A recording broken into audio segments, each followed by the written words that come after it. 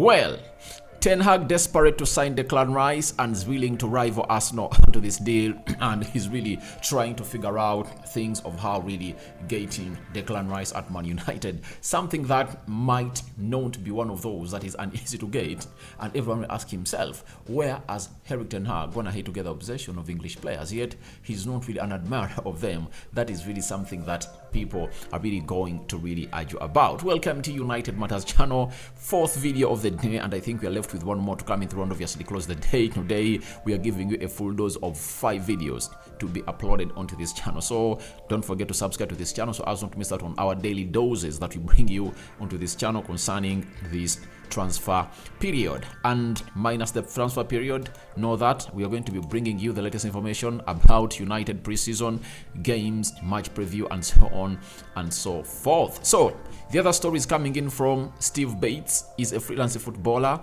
and he does a lot of news. Has said that United might be looking in for Eberechi Eze, one of the players I really like most, that I really fancy ahead of Mason Mount. And lastly, Luke Shaw, while playing for the England national team, has gone ahead and really thrown a very big hint about how Erik Ten Hag has taken him to the next level in his United phase, that he is really almost hitting a decade ever since he came in here at Manchester United. So let's get into this and let's start it off with Declan Rice.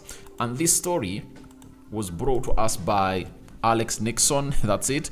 He has told us that Erik Ten Hag wants to join the bidding war for Declan Rice, but is being held back by Manchester United takeover situation. Ten Hag thinks Rice would be perfect for Man United and is desperate to make an offer as the bidding starts. Now, he went ahead to say, Arsenal have made the first move for Declan Rice and Ten Hag wants to rival them. However, he's not able to spend right now as Glazers decide on whether to leave or stay. It's a frustration for Erik Ten Hag. Now, we all know that Erik Ten Hag is frustrated. It's not the first time you're hearing this story of frustration. Very many people have gone ahead and really revealed to us how frustrated Erik Ten Hag is as far as United is concerned. He is a man who's gone ahead on several occasions and called for the final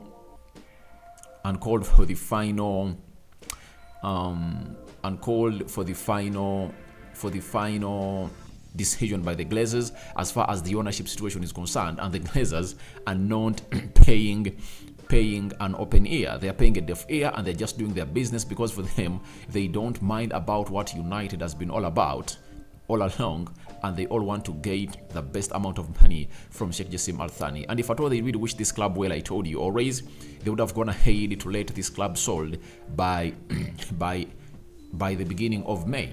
But them even entering the third week of June without making a decision just shows you that this decision might not come early as we expect it to come. It might come towards the end of July, because they are trying to get out the possible money possible. So Erik Ten Hag wants to sign Declan Rice, but Arsenal are really into the deal of Declan Rice. I can confirm to you that Arsenal made their first bid for Declan Rice on Thursday this week. It was rejected. It was of £80 million plus £10 million of add-ons. City also are inquiring, and United are into this move. Now, I'm one of those people that doesn't believe that Declan Rice is all that a very good player, as people come out and say. He's good, but not a quality player, right? I really understand that the English media is trying to splash him to us, but I really understand why Erik Ten Hag is going in for this English midfielder, because he knows that for him to get him the players he wants, he needs to sell close to 4 or 5 homegrown players, something that affects the number of 17 that should be in the squad of Manchester United next season, because the players he has to sell to raise money to bring in Declan Rice are Harry Maguire, English, Scott McTominay, homegrown player, Brandon Williams, homegrown player, Anthony Elanga, homegrown player, Dean Henderson, homegrown player. Those are 5 players who are really homegrown, and if at all you're going to lose them and really bring in money, you have to really get in English players. That's why you are so in for Mason Mount, and there comes Declan Rice. That's it. Let no one lie to you what this is all about. This is all about one thing. It's all about United going in for English players, because if Erik Ten Hag needs to get in players, he's supposed to sell to buy, and most players supposed to get rid of this club are English and homegrown players. So that has played him into a very hard situation, and he is still contemplating on it, but he's desperate. He's desperate as this side of Man United is not even bothered of what the manager is going through, you know. He wants to rival Arsenal, but he cannot. He doesn't have the money. What is he going to use to rival Arsenal with? If at all we had started selling players, I would have said, all right, then United are really having a very good plan, but we are not selling, we are not buying. We've just lost Kim Min-jae to Bayern Munich, unless a miracle happens, of which I know Bayern are going to do the needful to come in through and obviously seal this deal off, though we are still having close to how many days, 12 days left until the 1st of June, when 1st of July, when Bayern are going to trigger the clause of Kim Min-jae. Harry Kane, the priority of Erik Ten Hag, is not coming, you know, unless otherwise things change. Which other player? I think there are like 3 players that we've gone ahead to lose. So look at Declan Rice is going to Arsenal, McAllister went to Liverpool, and that means the only first choice player that Erik Ten Hag is getting might be Mason Mount, but the rest might be second choice players like Rasmus Højlund coming in through to be the centre forward of United next season. Then Disasi coming in for Kim Min-jae, second choice, you know. So you might find it that next season Ten Hag is not going to get his priority signings as it was when he came in the summer, the previous summer. His priority signings were, the striker was Darwin Núñez, he went to Liverpool. Frank de Jong stayed at Barcelona, was his ideal midfield signing. Then he wanted Julian Timber, he got in Lisandro Martinez, blessing in disguise though. He wanted I think Anthony, he got Anthony, but out of the 5, I think out of the 6 he made, out of the 6 man list he made, he got like 2 of his favorite signings that he really wanted. So it shows you that we are doing injustice to the manager of Man United. But let's wait and see how things are really going to unfold, because never say never in the transfer window. Things can happen. Don't know where we don't know where the Glazers got the 150 million pounds to spend on Casemiro and Anthony towards the final bend of the season. So let's wait and see how that really happens and really comes in through. So to it that either we get in Declan Rice or not, but he's desperate to sign Declan Rice, though Arsenal are into the leading race. Now, another exciting story coming in from Steve Bates, that it's understood United have had Crystal Palace star Eberechi Eze under review since Christmas, with Erik Ten Hag wanting to add more goals to his midfield. Now, Eberechi Eze is a player that is so much exciting. Very much young player. I saw him play for England yesterday, right? And he really played very, very well. Even at Crystal Palace, he's that kind of player that you would love to watch day in, day out. 24 years of age, he always plays as a midfielder, and Ten Hag knows exactly what he can get out of this player. And he has gone ahead to play 38 games for Crystal Palace and scored 10 goals plus 4 assists. So he had 14 goal involvements, meaning that if a player can come in through and obviously have 14 goals and 4 assists at Crystal Palace, then he can really go ahead and really get in more. And he obviously suits what I think Ten Hag is missing to that midfield of Man United. And what is Erik Ten Hag missing that midfield of Man United? It's simple. Ten Hag is missing what we call the physical presence and the tenacity. This is where, if for Man United, I back out the deal of Mason Mount and I go in for Eberechi Eze. Why? Eze will give you the energy. He's more skilled. He's more talented than Mason Mount. He scores more goals, you know.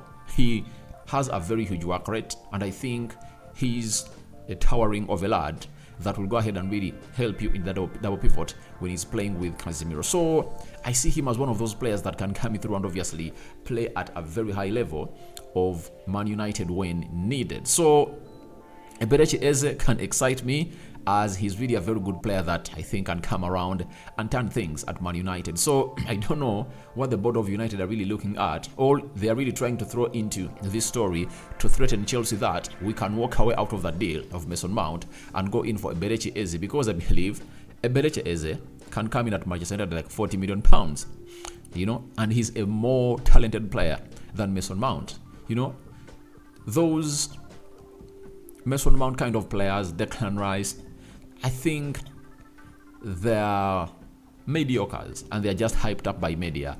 And when they have a good game, they are praised. When they have a bad game, they are just protected, you know.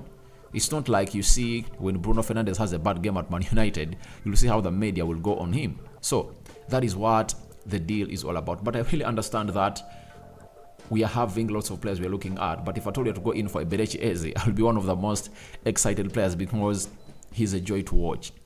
You know, he's a joy for the eye, and you would always want to watch the player. And his skill set is really immense, that he creates a lot from the box-to-box role that he plays.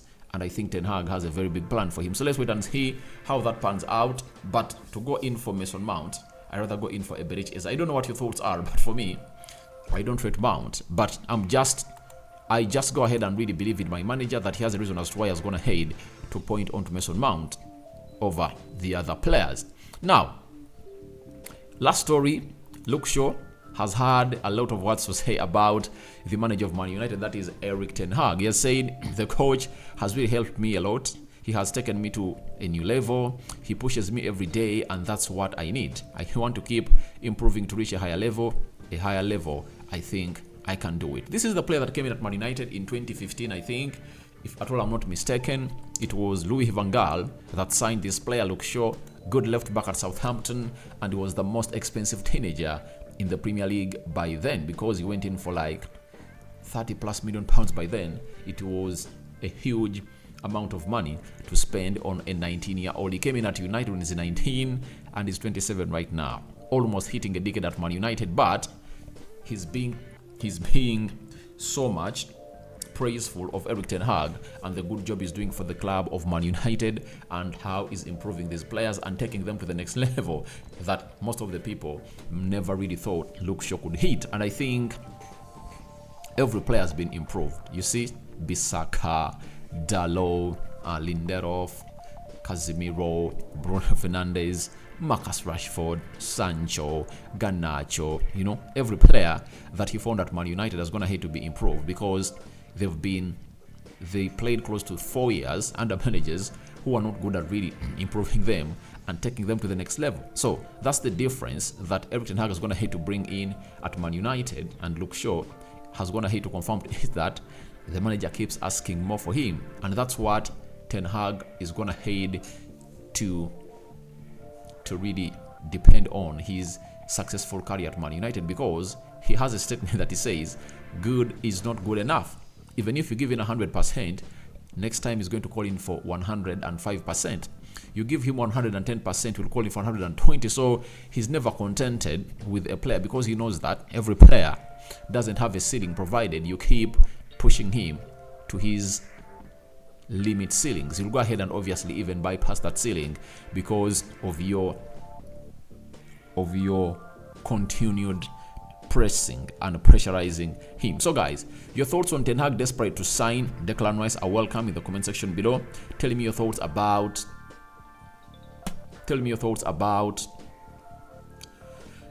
sorry about that. Tell me your thoughts about Eberechi Eze versus Mason Mount. Who do you go with? I've told you mine. I go with Eberechi Eze. And lastly, Luke Shaw coming out and really plauditing Erik Ten Hag on how he keeps pushing on to really get to the next level. I cover you all in the precious blood of Jesus Christ. Rock and David remains my name. Don't forget to subscribe to this channel so as not to miss out on stories that we do upload in on a daily. My Muslim friends, may Allah protect you through the night.